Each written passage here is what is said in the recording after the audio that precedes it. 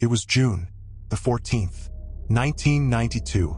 The heat pressed down on Silent Creek, Oregon, like a suffocating shroud.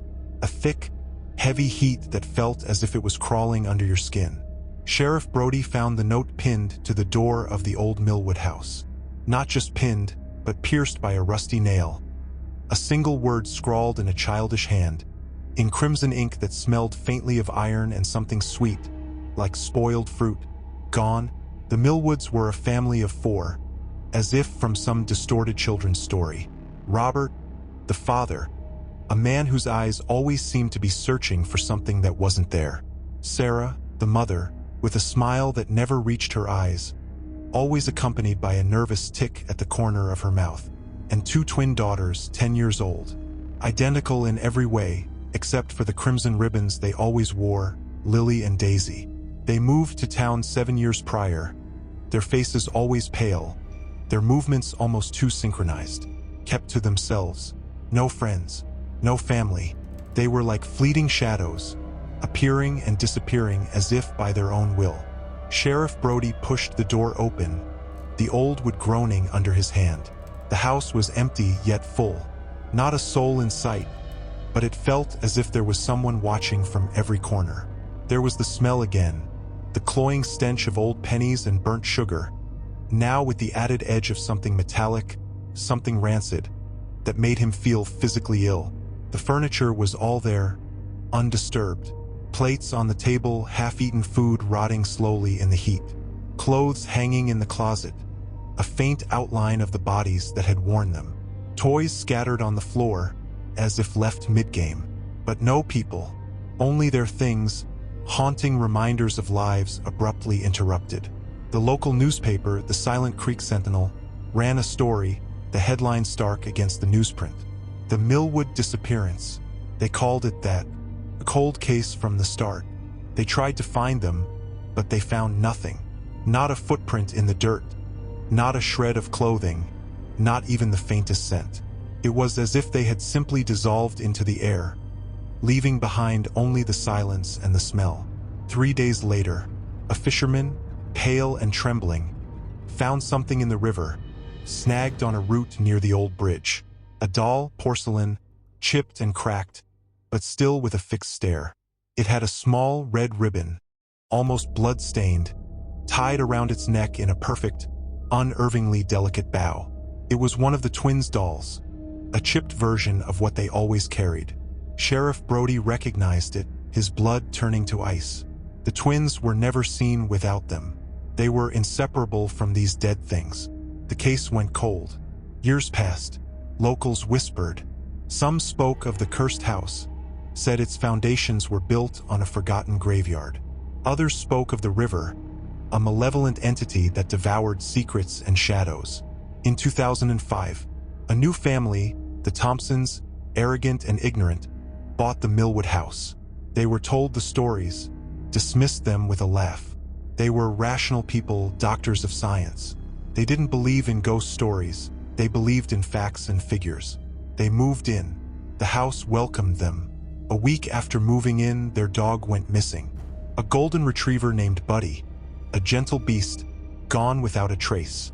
They searched everywhere, calling its name into the empty spaces, the empty woods. Nothing. Just the creeping silence and the return of that sickly, sweet smell, now much stronger than before. Then, at midnight on the 26th of August, a date that now seemed forever etched in dread, the Thompsons' daughter, a girl named Abby, saw something.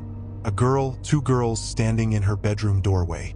She described them as children, with long black hair, skin as white as bone, and eyes that glowed like embers. Identical, like 2 halves of a broken mirror. And they had the red ribbons just like the ones on the doll. They whispered one word, a soft, childish whisper that still echoed in Abby's mind, "Play." Abby told her parents, her voice shaking. They were worried, convinced she had a bad dream, a byproduct of their old house. But Abby insisted, trembling, that she wasn't dreaming, that she saw them, felt their cold presence in the room. But they wouldn't play with her. They just stared, with their empty, black eyes. The next morning, Abby's favorite teddy bear was gone. leaving behind a faint stain on her bedsheets. A stain of crimson that smelled of iron. The same stain that coated the doll's ribbon. Then, on the 2nd of September, the cycle began again. Footsteps in the empty hallways at night, heavy, dragging footsteps that seemed to come from nowhere or everywhere. Whispers in the dark, like children giggling just beyond hearing range. Objects moving on their own, toys flying across rooms, shadows dancing on the walls that shouldn't be there. The family began to feel that creeping, suffocating fear that the Millwoods had once felt. That something was watching them with those cold, red eyes, waiting for them, biding its time. One night, Mrs. Thompson woke up in the middle of the night, paralyzed by a cold terror, the feeling that something was watching her, not just from the shadows but from inside her very being. She looked over to her husband, but he wasn't there, his side of the bed cold and empty. She called his name, her voice a shaky whisper that seemed to be absorbed by the silence. Nothing, only the sound of a soft humming coming from the hallway, a melody that felt old and wrong, like a forgotten lullaby from a time before. She walked to the hallway, her heart pounding against her ribs, and found him standing there, in the dark, looking at the children's room, an unnatural stillness about him. Just one word was whispered from him, his voice hollow, distorted by something unnatural, gone. She called his name again, her voice rising in panic. He did not react, his eyes wide, staring at nothing. She found the same red ink written on his forehead, traced in a childish hand, and now she could smell the iron, the sweet, cloying rot. Just one word. Play. The next morning they were gone. The Thompsons.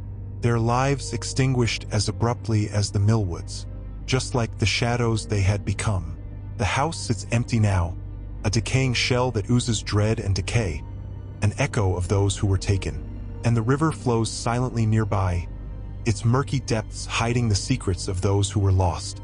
The locals say the red-eyed twins still play there, their laughter like wind chimes in a storm, waiting, forever waiting, for someone else to join their macabre game. And some days, when the air is still, they swear they can hear that humming. The humming in the dark, that lullaby that promises only fear. The red ink is always found, a mark on the house, on the ground, on the skin of the lost. Just one word, play or gone, depending on who, and when, and who they will take next.